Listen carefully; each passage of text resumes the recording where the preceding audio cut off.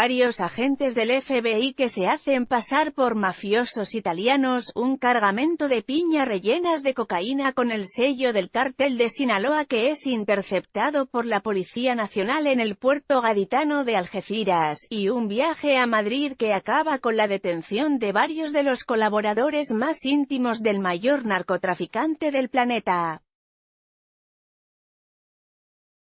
En cierta medida, así se logró poner ante la justicia de Estados Unidos a El Chapo Guzmán, cuyo juicio arrancó el lunes pasado.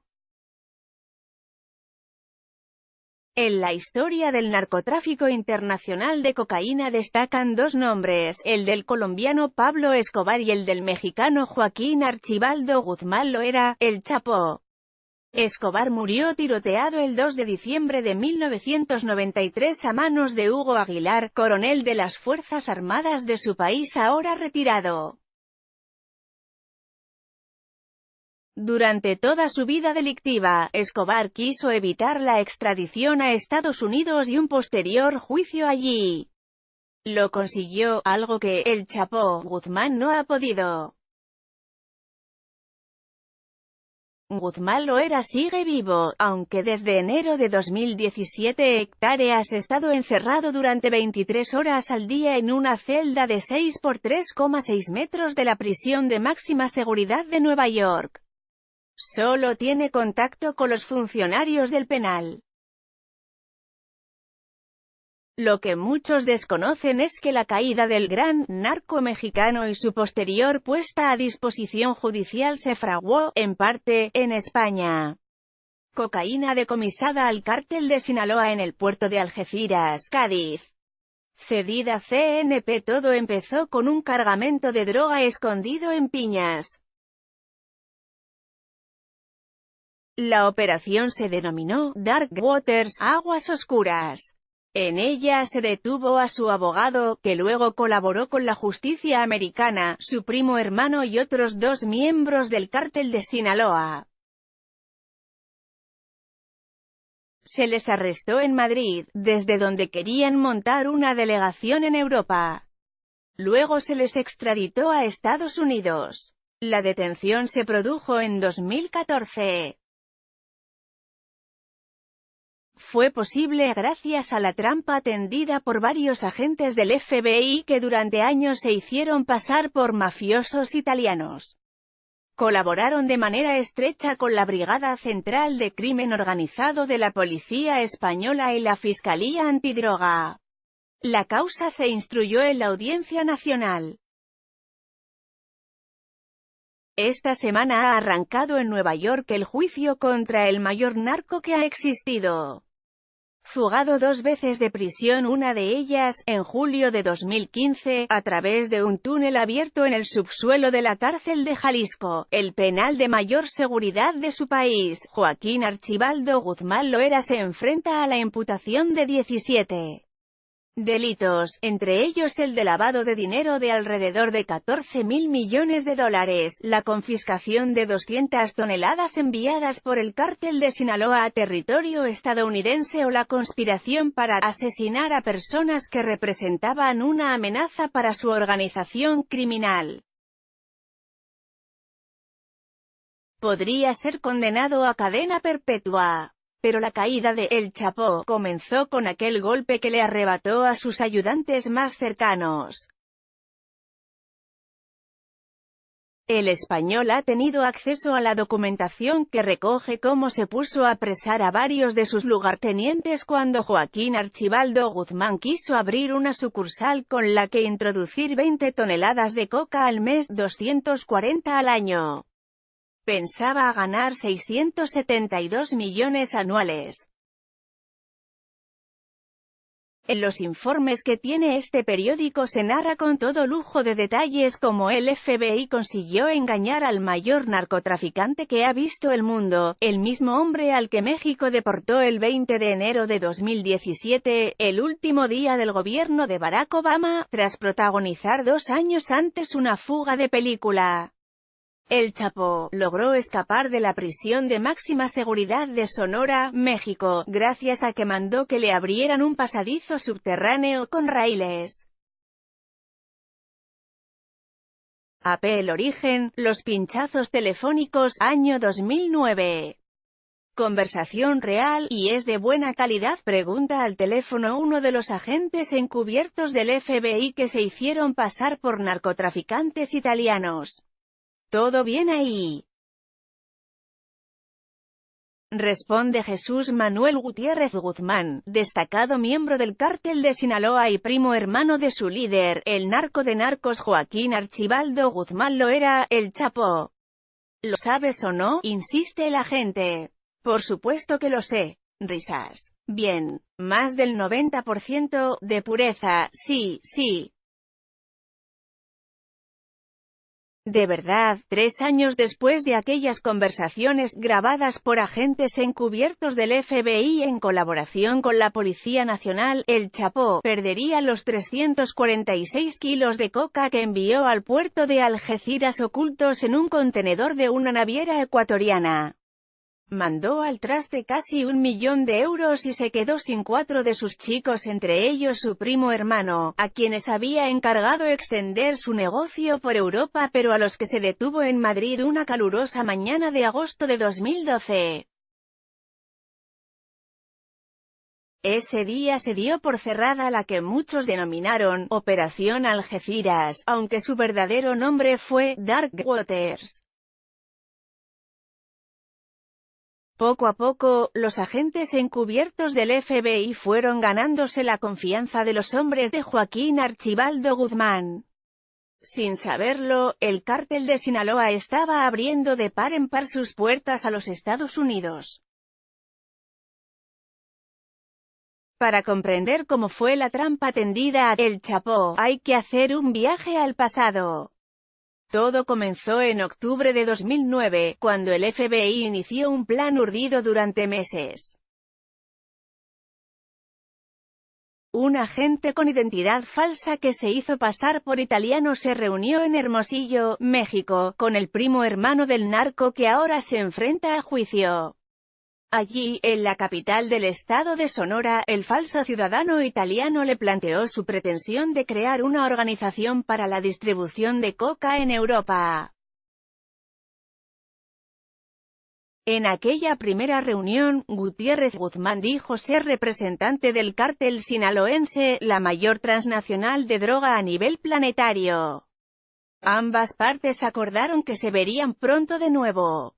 Florida, lugar de la segunda reunión. El segundo encuentro se produjo en febrero de 2010, esta vez en Florida. Gutiérrez Guzmán se presentó entonces diciendo que era primo hermano de El Chapo. Quería impresionar, dejar bien claro que él era el interlocutor idóneo para este tipo de negocios. En esa segunda cita se habló de las rutas de entrega nacionales e internacionales de la cocaína, de precios y de cantidades. El sinaloense explicó que el cártel podría enviar más de 20 toneladas de droga al mes, pero que los primeros envíos serían de 1 tonelada o de 1,5 toneladas. Por cada kilo de coca enviado los italianos debían pagar $2.800. Así, la tonelada salía a 2,8 millones. Al ser casi pura, 90% de pureza, gracias a los sucesivos cortes se multiplicaría su precio en el mercado al por menor. Confiado, sin saber que era víctima de un engaño de Estados Unidos, todas las palabras de Gutiérrez Guzmán fueron quedando registradas en grabaciones de audio y de vídeo a través de aparatos electrónicos que los agentes del FBI escondían entre su vestimenta.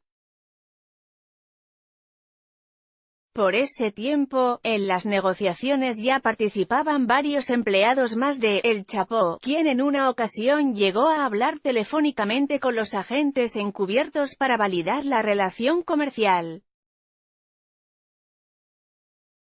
Uno de los secuaces que se sumó a las citas era su abogado y planificador financiero, Rafael Zelaya Valenzuela, fracasado candidato a diputado federal por el PRI, el partido del expresidente mexicano Enrique Peña Nieto. Hubo más encuentros en Boston, Massachusetts, Portsmouth y Newcastle, Nuevo Hampshire. Los 4 colaboradores del narcotraficante mexicano detenidos en Madrid. Entre ellos, su abogado, Celaya Valenzuela, y su primo hermano, Gutiérrez Guzmán. Cedida avanzadas las negociaciones, cuando el cártel de Sinaloa vio factible y próxima su implantación en Europa, Celaya Valenzuela se desplazó hasta Madrid. La primera vez fue en julio de 2010. En la capital de España mantuvo un encuentro con los supuestos narcos italianos. Viajó en clase business, durante el vuelo se fotografió con el chándal del Real Madrid y ya una vez llegado a España, no dejó de hacerse selfies. No tenía miedo a nada. El abogado de El Chapo volvió a Madrid el 17 de marzo de 2011 para cerrar el acuerdo. Tras diversas entregas de otros estupefacientes como heroína en Estados Unidos y Canadá, acordaron que se harían varios envíos de prueba, sin cocaína, a diversos puertos españoles. Uno de ellos fue el de Valencia. Los contenedores cargados de piñas naturales nunca se analizaron a su llegada a España. Aquella era una prueba de fuego que debían superar debido a que, aunque no llevaban droga en su interior, debían pasar inadvertidos. Y lo hicieron. ¿Cómo no iban a hacerlo si el FBI se coordinó con los cuerpos y fuerzas de seguridad españolas para que nadie pusiera el ojo sobre aquellos contenedores? Superado el control de los puertos, el Chapo Guzmán dio el visto bueno para el primer envío de cocaína. Sería de 346 kilos. Ganaría casi $1 millón. Otro más. Primer envío real, con una naviera ecuatoriana. El 27 de julio de 2012 llegó el cargamento al puerto de Algeciras en un barco de la naviera ecuatoriana J. Palma Export-Import Corporation. Pero la Policía Nacional, al tanto de la operación, señaló uno de los contenedores y encontró la coca. La noticia no trascendió. Era necesario mantener la calma y una discreción absoluta. 11 días más tarde, en agosto de 2012, se detuvo en Madrid a Jesús Manuel Gutiérrez Guzmán, primo de El Chapo, a su abogado Rafael Celaya Valenzuela y a otros 2 miembros del cártel sinaloense. Al poco fueron extraditados a Estados Unidos y en España se archivó la causa. Venían a cobrar aquel primer envío. La conversación del principio es real. Pertenece a uno de los audios presentados por la Fiscalía estadounidense durante el juicio a los chicos de El Chapo, detenidos en Madrid. Se celebró en la corte de New Hampshire. El 28 de agosto de 2015 se condenó a 16 años de prisión al primo de Joaquín Guzmán y a sus otros 3 colaboradores. Un jurado popular con miembros sustituidos, pero ahora es El Chapo quien se enfrenta a un juicio que durará 4 meses. Esta semana se ha conformado el jurado popular que tendrá que dictaminar si es culpable o no de los delitos que se le imputan.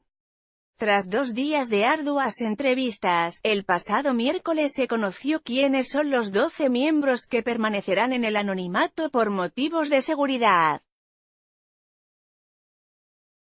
Se trata de 7 mujeres y 5 hombres de distintas edades y orígenes raciales. Hay 2 blancos, 6 afroamericanos y un asiático. Otros 2 son de origen hispano y otra una mujer de la que no se ha indicado su origen.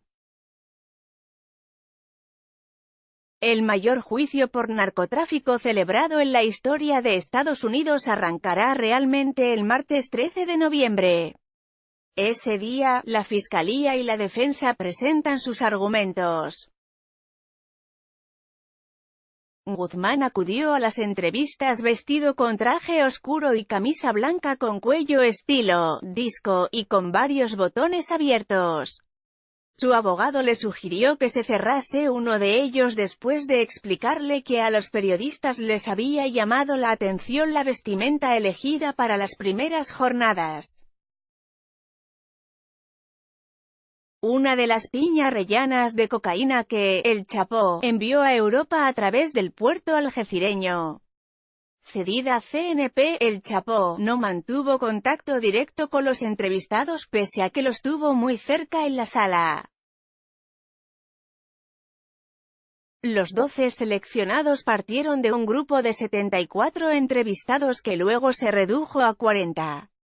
Avanzada la segunda jornada, el narcotraficante renunció a seguir la traducción simultánea del inglés al español porque le molestaban los auriculares, según cuenta la prensa estadounidense.